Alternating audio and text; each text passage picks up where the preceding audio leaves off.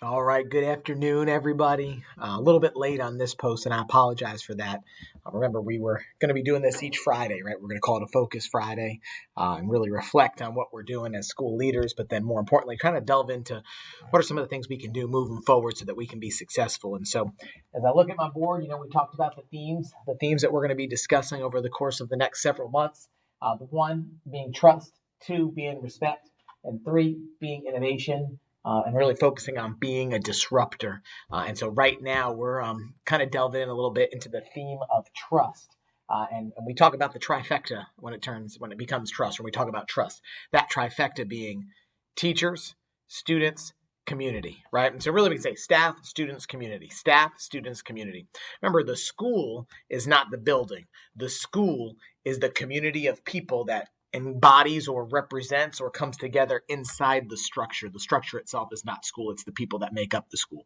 And so last week we talked a lot about trust as it relates to staff, as it relates to teachers, and building up trust there by putting actions to words, making sure that you are going into battle with those individuals that you are tasking with being in front of kids and delivering effective, comprehensive, positive, rigorous material.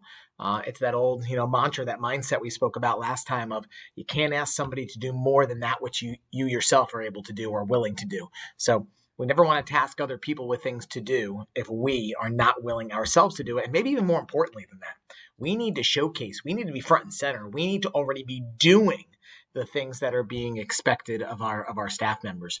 If our staff members up front in the front office are working through attendance and picking up phone calls and talking with community members or parents, or maybe there's some frustrated individuals, we need to jump up and pick up the phone and make those calls with them, or take the calls with them. Let them have a break so that we can show them that we're willing to do that work as well.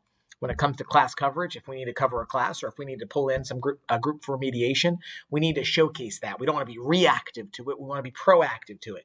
Showcase that you are willing to dig deep, roll up your sleeves, and do the hard work that we are asking our staff members to do on a daily basis inside of the educational system.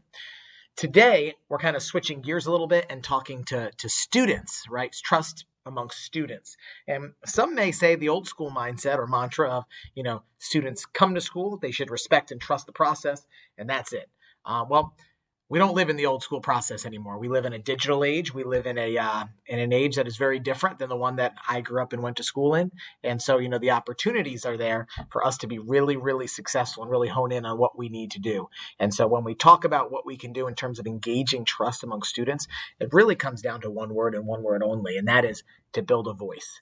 Are we providing opportunities for students to have a voice in their learning experiences? So I challenge everybody in here to build trust with students by having those conversations and building formal opportunities, whether that's a student equity design team or some sort of student leadership team, a student government association, something along those lines, so that we can make sure student voices are heard, students are at the table, and when decisions are made, there are opportunities for students to chime in.